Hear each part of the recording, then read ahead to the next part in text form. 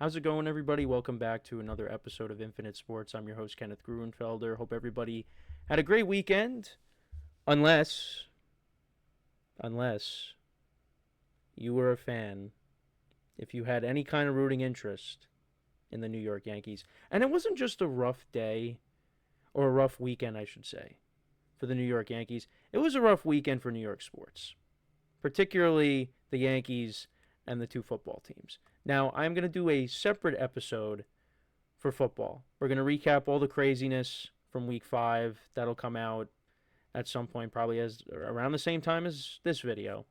But this is about the Yankees. So we did recap game 1 on Saturday. We were able to do that. And I didn't come out with a game 2 recap, mainly because of it being football, and I was with friends watching the games. They all came over. It was a great time. So by the time that finished up, and I was cleaning up with having people over, I said, and I had to get up early the next day. I said, let me hold off, and I'll wait till Tuesday after, because I'll do the week 5 recap. Now, you could probably call me out and say that was an excuse. You could do that. No problem with that. But that's just it. So, yeah, this game. Now, if you thought game 1 was bad, game 2, I mean, it really was never a game. Never a game. Max Fried was on the mound for the Yankees.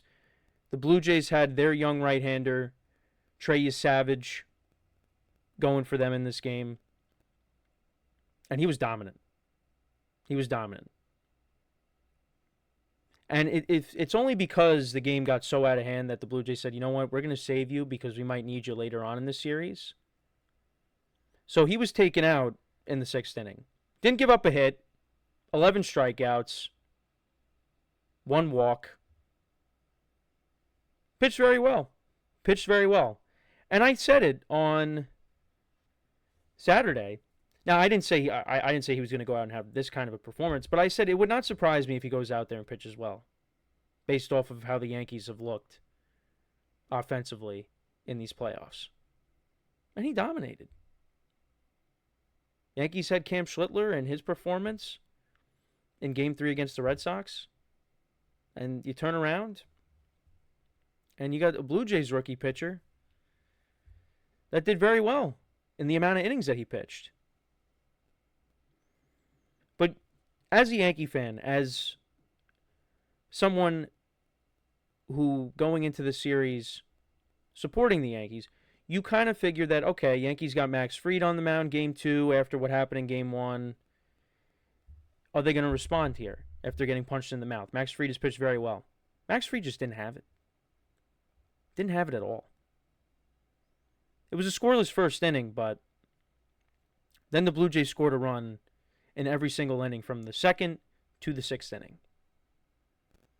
He only pitched 3 innings, 7 earned runs, 8 hits, 2 walks, 1 strikeout. Gave up the solo homer, or the 2-run homer, I should say, to Ernie Clement in the 2nd inning. And that was after Judge botched a ball out in right field. Maybe he lost it in the sun. It was going to be a double by Dolan Varsho, but then Judge lost it. Couldn't field it cleanly. It gets behind him, and then Varsho's at third base. And then literally the next at bat, Ernie Clement homers to make it 2-0. And then the Blue Jays just kept tacking on, and they did not look back. 3 runs in the 3rd inning. So Max Fried gets taken out. So the Yankees put in Will Warren. And, I'm not somebody that turns off playoff games. I don't do that usually. Because you want to see your team maybe pull off a miracle. Because you just never know with some of these games. But it got to a point where the bases were loaded. Will Warren is pitching. And I didn't want to see Will Warren in this series because I just think the moment would be too big for him. And I just feel like the Blue Jays would take advantage of Warren because they really beat him up earlier this year in Toronto. So when he came in the fourth inning and the bases were loaded and Vladimir Guerrero Jr. was coming up and there was no outs, it was 5-0. There was an escape route because I had friends over to watch football, primarily to watch football. Now, there was, of course, Yankee fans there, so we had the Yankees on another TV. But I said, you know what? I think we should turn the game off because it's going to get ugly. So I said, is Yankee fans be okay with that? We're good? Didn't get any pushback. Game went off right before the Vladimir Guerrero home run. Grand slam, I should say. And not even 2 minutes later, one of my friends goes, don't check the Yankee score. It was 9-0. Vlad hit a grand slam. Blue Jays put up a 6 spot in the fourth inning. It was 11-0 in the fourth inning. Then they tacked on another run, 12-0. Bellinger hits a 2-run homer in the top of the sixth inning. Blue Jays tacked on another run to make it 13-2. Yankees actually scored 5 runs in the seventh inning. They strung together a bunch of hits. Judge RBI single, Bellinger sac fly, Rice RBI double, Stanton 2-run single. But did it really matter? No. It didn't matter. Because the pitchers that the Yankees saw, they're probably not going to see them again. They're not going to, or at least they're not going to see them when the Blue Jays need to get big outs. Blue Jays really didn't have to use their high leverage guys. And the Yankees end up losing 13-7. And looking at this, you know what's funny? Yankees were 5 for 7 with runners in scoring position. So they actually hit with runners in scoring position in this game, if you just look at the numbers. But yeah, the Blue Jays used guys like Eric Lauer. He gave up 3 runs. Tommy Nance. Like, you're not going to see these guys. You know, they brought in Varland. They brought in Dominguez. They didn't do anything against those guys. Actually, Dominguez walked a couple guys, but he struck out a couple guys. And Varland pitched a scoreless 8th inning.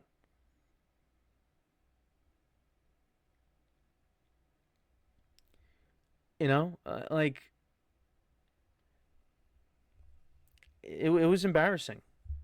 It was embarrassing. Now, again, the only reason why the game was turned off at that moment was, one, you saw the writing on the wall. You saw the impending doom coming. But yeah, if football wasn't on, I mean, I don't know.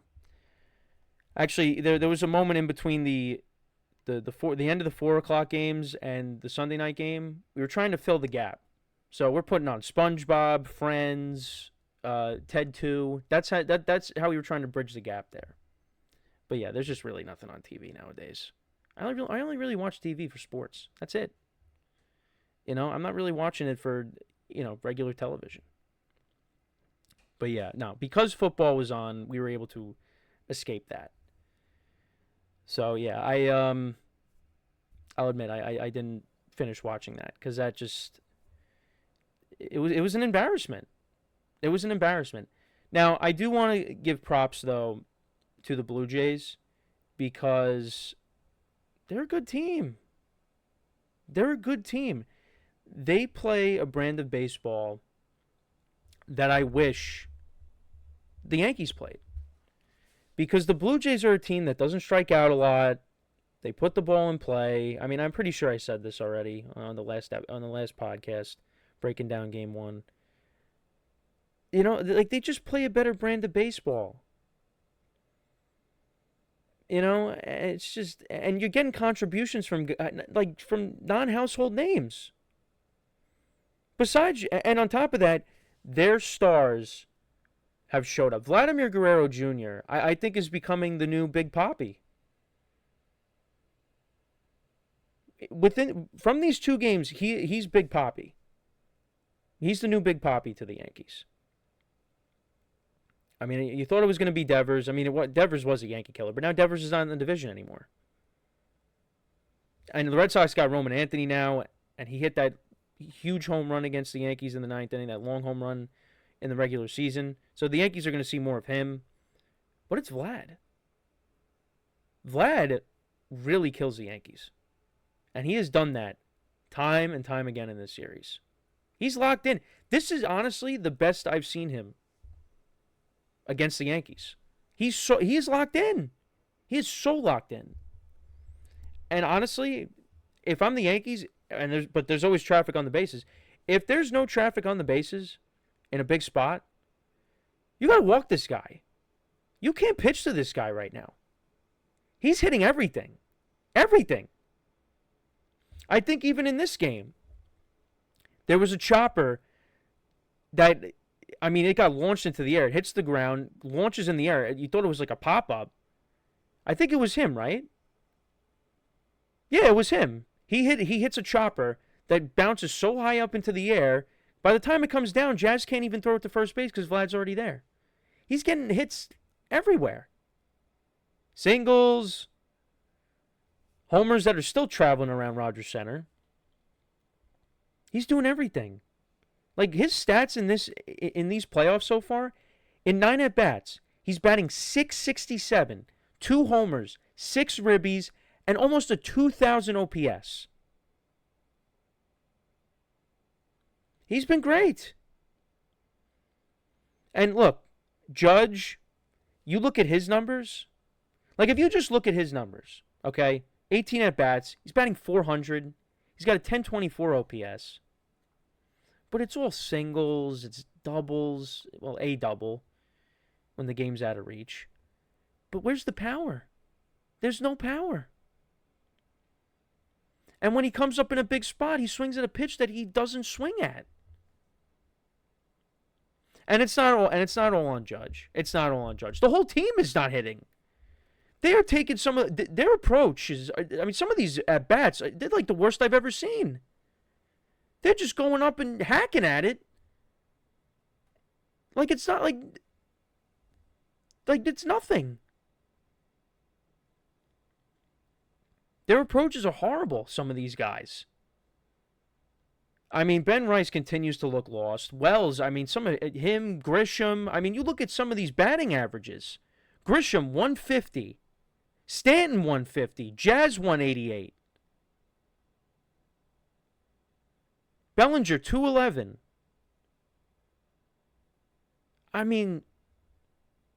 Where's the offense? But it's not all that, too. The pitching has been horrible.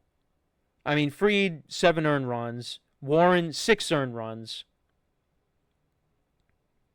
The Yankees, they only used Luke Weaver, so I guess, you got a well-rested bullpen going into Game 3. But it's just everything is bad. Everything. The hitting, the pitching. Judge has the blunder out in the outfield. It's everywhere. You can't just pinpoint it on one guy. I understand that Judge has not gotten the big hits. Even that Duran hit. That shouldn't have been a hit. That should have been an error. Okay? That should have been an error.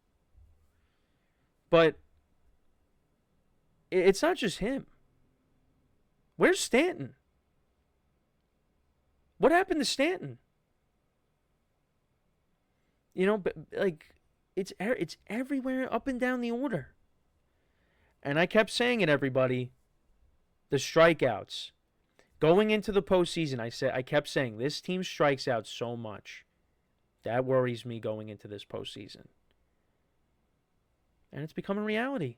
That's all they do is strike out. They don't even put the ball in play half the time. They got 10 hits. Blue Jays got 15. The Yankees had the same amount of strikeouts as the Blue Jays had hits in this game. Yankees struck out 15 times. 15 times. And then how many times did they strike out in Game 1? No, they actually only struck out 6 times. So the Yankees are down 0-2. I was hoping that maybe they could steal a game. Game 1 was the game to take. They had that opportunity to get to Gausman, take the lead, you go to your top guys, and you roll the dice, see if you could steal a game. And then game 2 happens, and then you go back to the Bronx tied 1-1. But, no. They have been outscored by the Blue Jays in this series so far. 23-8. 23-8. And it just seems like the Blue Jays... were... I think I said this also. Blue Jays were ready. They were ready for the Yankees. They were so ready for the Yankees. They punched the Yankees in the mouth in game 1. How would the Yankees respond? Well, Yankees tried to get back up, and they immediately got punched in the mouth again. And got their teeth kicked in. Blue Jays have dominated. And then, you know what? Also, they have a great home field. They have a great home field advantage. One of the best in baseball. And it really didn't get utilized the last couple times they made the playoffs, because the last time they made it, they were in Minnesota and they lost to the Twins. And then the year before that, they got knocked out. Had that collapse against the Mariners and got knocked out in, what was it, 2 or 3? It was either 2 or 3 games. I mean, it was a wild card round. But yeah, the Mariners were down, 8-2, and then they came back and won. 2015 and 2016, those are the last times they made some deep runs. Like 2015 they made it to the championship series. 2016 they made it to the championship series again, but they lost to Cleveland. It's been a long time, but they got a good team. They got a good team, and they got the Yankees with their backs against the walls in a pivotal Game 3. With Carlos Rodón going for the Yankees and Shane Bieber going for the Blue Jays. And Shane Bieber was a pretty good pickup. Pretty good pickup. You know, and I wish that Scherzer and Bassett were the starters. Because maybe the Yankees would have been able to hit them. Maybe I had a better chance of hitting them than Yesavage. But then again, Scherzer in the postseason? You want to see Max Scherzer in a postseason game? I don't care how old he is. But yeah, Trey Yesavage, very good start. Gausman was flawless until that 6th inning. And then with Shane Bieber, look, Shane Bieber doesn't throw that hard. But the way the Yankees are hitting, it really doesn't matter. They can't hit anything. They're going to strike out a bunch of times. The approach has to be better. The approach has to be better. They cannot be going up there and hacking. Because, maybe part of it is, what the Blue Jays are scoring at this pace that they don't know if they could keep up with them. That they're like, we gotta score some runs here. We gotta start hitting some home runs. 1 home run in this series, 1. That's it. And it's Bellinger. That's it. It's horrible. Horrible. Everything is bad. Everything is bad. And like I said, you can't pinpoint this on one individual. This is a team effort. This is a team effort. Like, you could say whatever you want, even with the manager. You going to blame Aaron Boone because Max Fried went out there and gave up 7 runs?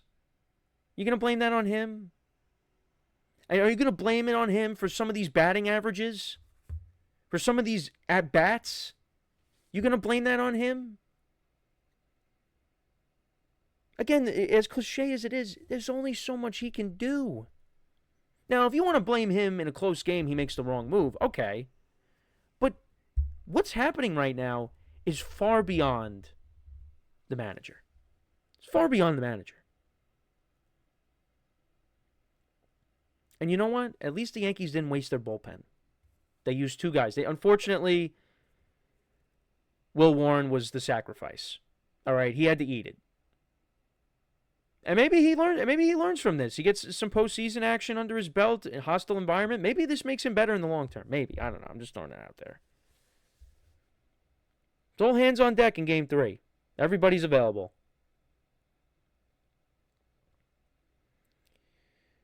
But yeah, it's not on. Look, not everything is on Boone. Not everything is even on Judge. It is a entire team thing. Everything isn't working. And it's a credit, and again, credit to the Blue Jays. This is a good team.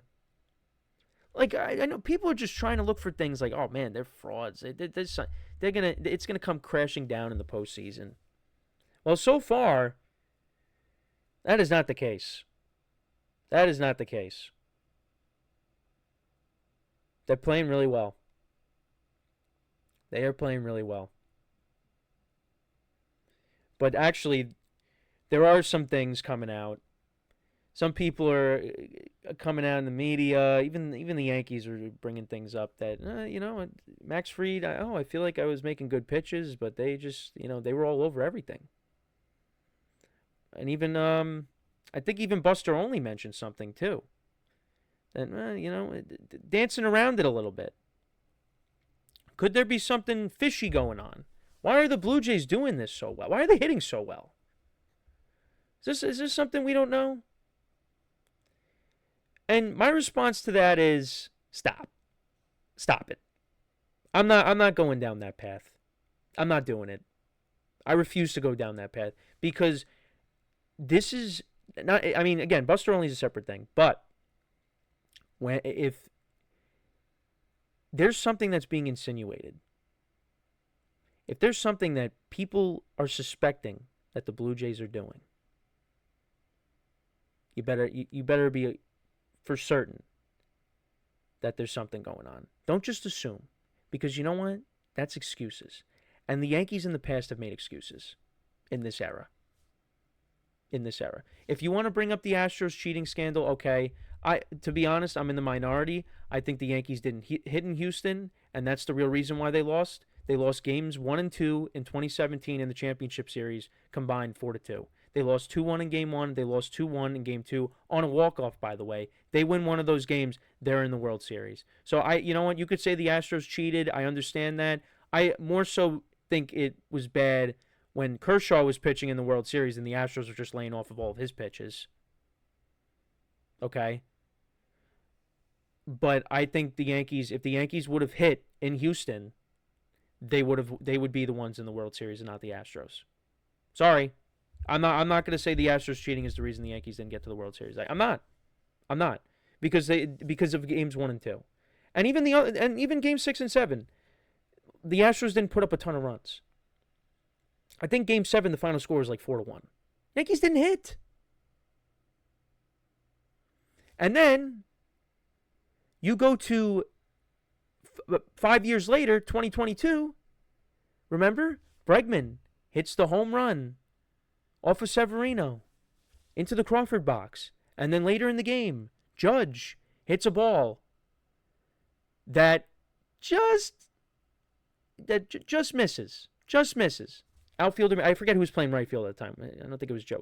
It was Kyle Tucker. I was going to say Josh Reddick. It's Kyle Tucker, I think. And everybody's like, and Severino, the roof was open, the wind lifted the ball out, and the ball knocked down Judge's homer, and Boone mentioned something, the roof was open. Stop. Give me a break. You lost the game because you couldn't hit. That's why you lost.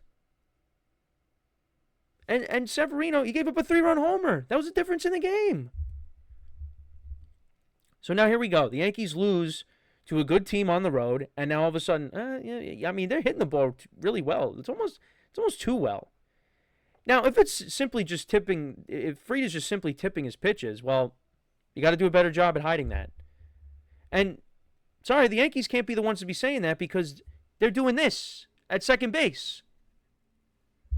When they could see something, when they could see what pitch is coming. So I don't want to hear that. I don't want to hear it. I really don't. And tipping your pitches, I mean, if they're tipping and you're seeing that, that's legal. But if you're using technology, it's illegal. But as far as we know, look, to me, Yankees are losing to a better team right now. Sorry. There's nothing going on. Until you prove to me otherwise, I'm just going to say the Blue Jays own the Yankees. The Yankees are now 1-8 in Toronto. I don't think cheating, I don't think suspecting that they're stealing signs, I don't think that has anything to do with it. Yankees made some bad plays in the field this year. Yankee pitching just could not deliver in close games. Stop trying to look for other things. You know what it is? It's just you're getting outclassed. That's what it is. You're getting outclassed. The Blue Jays won the division because the Blue Jays were a good team this year. They're not frauds. They're not. I don't see this team blowing 3 games. I don't see this team losing 3 games to the Yankees. I don't. I don't see it. I really don't see it. Because even if the Yankees were to win 2 games here in the Bronx and they go back to Toronto, I don't think they're winning in Toronto. I don't. I don't see it happening. The Blue Jays play really well at home. Yankees don't play well there. It's like Houston. It's like Fenway. They're not good in those places in the playoffs. They're not. In recent years. So, yeah, I just think all this suspicion, supposedly, it's ridiculous. It's ridiculous. Stop it.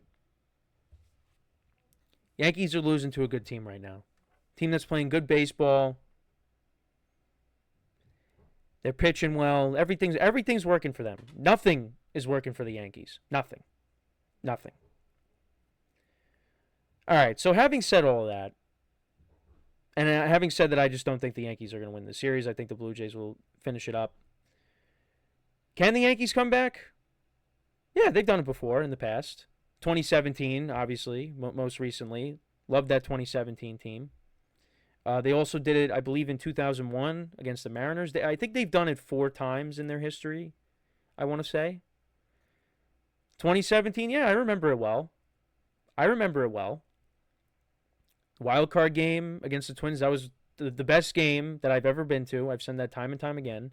And then they go up against the then Cleveland Indians team, which just broke the record for the longest winning streak in MLB history. They beat the A's. So the Yankees were going up against that team. Yankees lost game 1. I forget what the score was. But then they were up by a lot against Corey Kluber. They're hitting Corey Kluber. Everything's great. And then all of a sudden, late in the game, bases are loaded. Chad Green's pitching to Francisco Lindor. Lindor, ball hits off the knob of the bat. And Sanchez catches it. It would have been an out. Girardi doesn't review it. And then all of a sudden, Lindor hits a grand slam. It was 8-3. Aaron Hicks hit a home run. Gary Sanchez hit a home run. Greg Bird hit a home run. And then it's 8-3. You're thinking, all right, Yankees are going to win. We're going to go back to the Bronx, tied at 1 game apiece. And then Lindor hits that grand slam. Later in the game, David Robertson gives up a home run to Jay Bruce, and then Dellin Betances gives up the game-winning hit. I forget who got the game-winning hit, but Yankees ended up losing the game, and they were down 0-2. They win Game 3, pitchers duel. Tanaka was on the mound for the Bronx for the Bronx Bombers. Pitched very well. Judge robbed Lindor of a home run, and then Greg Bird off of Andrew Miller. I miss Andrew Miller. Andrew Miller was a very good Yankee for a short stint. Greg Bird hits a mammoth shot homer to put the Yankees up 1-0. They end up winning the game. And then they won the following day against Trevor Bauer. Severino got the start, got redemption from that rough outing in the wild card in 2017. Yankees won that game. Judge had some hits in that game. Sanchez hit a home run. And we went back to Cleveland. Yankees go back to Cleveland against Corey Kluber. Didi Gregorius, 2 home runs. CeCe got the start. Was pitching well, then ran into some trouble, got taken out of the game relatively early.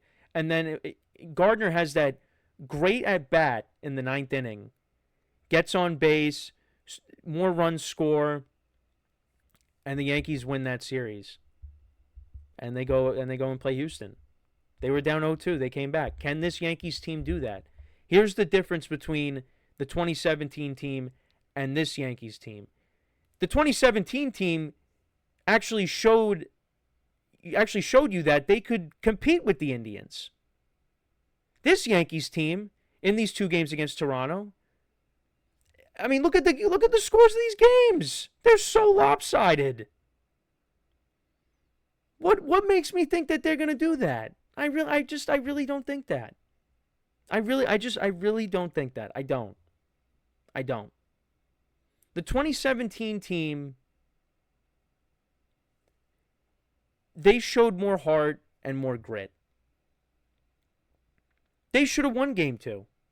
And it was crazy because when the Yankees lost that game, I thought that was it. Well, I mean, it ended up being it for Joe Girardi, but I thought if they would have lost that series, I would have said, yeah, that's probably the right move. But then they end up coming back. They go all the way to Game 7 of the championship series, and then that's when the Yankees say, we're going in a different direction. And I disagreed with that.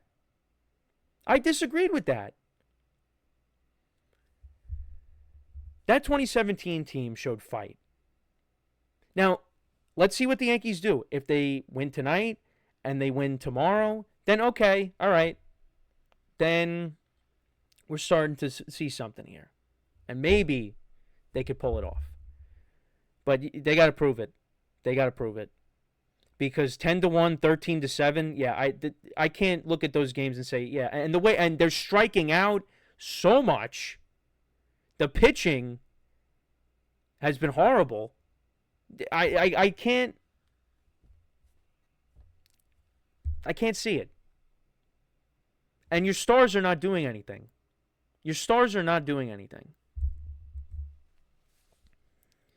So the Yankees are really going to have to prove it to me that they could come back. I just don't see it. I don't see it.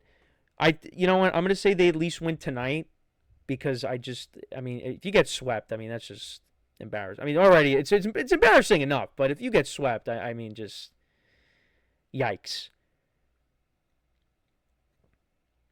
Yeah, just win one game and go from there. But I don't know. But you know what? The Yankees have a good home field advantage too. It's their fault. You had such a big lead against the Blue Jays and you lost it. And then you end up tying, and because you played so poorly against them, you had to go there. You're going to be there for an extra game potentially. Rather than you start the series at Yankee Stadium, you skipped the wild card round, and you're in better shape. They got nobody to blame but themselves. But yeah, this is, I got to tell you, I've seen some playoff losses. 16-1 comes to mind against the 2018 Red Sox. One of the best teams I've ever seen. But this, to me, I mean, these two games, I mean, these are some of the worst playoff games I've ever seen. I've never seen the Yankees get beaten this badly in back-to-back games. Because again, with the 2018 Red Sox, I mean, yeah, they got destroyed 16-1, but then they lose the game, but it was 4-3. It was a close game. These games are not even close. And it's not like the Blue Jays or the 2018 Red Sox. Definitely not. But it's horrible. But it's just an example of one team owning the other team. Blue Jays got the Yankees number. So yeah, pivotal game 3 tonight. Let's see what happens. Rodon's on the mound. You at least got the Yankee crowd behind you.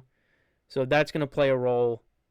But, I mean, I don't think the Blue Jays are going to be fazed by that. They're going to want to get this done tonight. I wouldn't be surprised if John Schneider kind of takes that approach that Alex Cora did, and you go for the kill shot. You know, maybe Bieber doesn't have it, but the Yankees aren't really taking advantage of some opportunities. And the Blue Jays are kind of making life tough on Carlos Rodon. And Schneider says, you know what? Let's go for the kill shot. Put the bullpen early. And let's hope that our guys get hits and we take a lead and then we don't look back. That would not surprise me. Get the series done, and then you're playing the waiting game between the Tigers and the Mariners. Brewers are really good. Remember when they got swept by the Yankees? Remember that? Yeah, you would have thought that would have happened like 20 years ago, the way this season has gone. They're a completely different team. They're good. Cubs go up 3-0, and then the next thing you know, Seiya Suzuki hits a 3-run homer. Didn't matter. Brewers score 7 unanswered. They put up a 3 spot on Ibanaga. Andrew Vaughn hits a 3-run homer. It's been a good pickup for the Brewers. Ties the game. They score 4 more runs. That's it. They're up 2-0. They're up 2-0.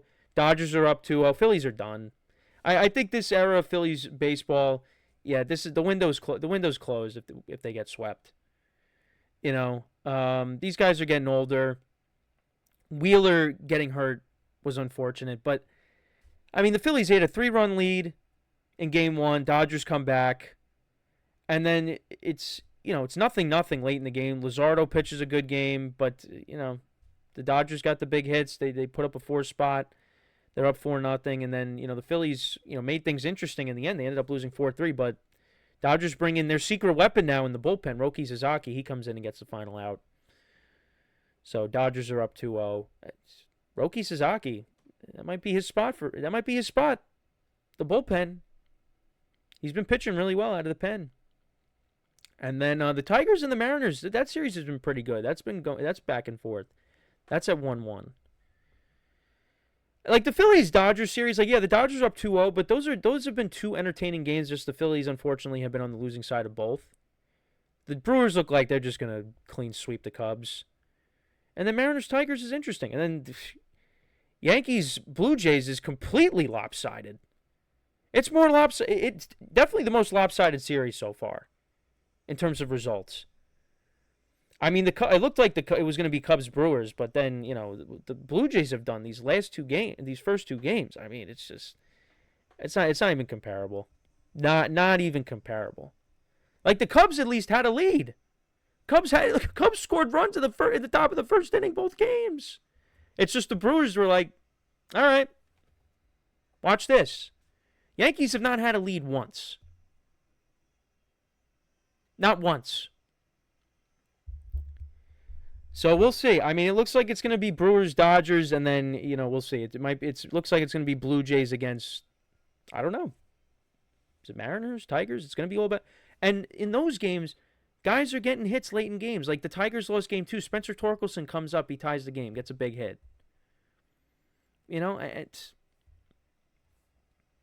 But the Yankees games have not been close where they can get the big hit, other than the 6th inning. So that's where we're at right now. So, again, Dodgers up 2-0, Brewers up 2-0, Blue Jays up 2-0, Tigers, Mariners tied at 1 game apiece. So we'll see. Both American League series are tonight again. I think everybody, and then I think potentially if, after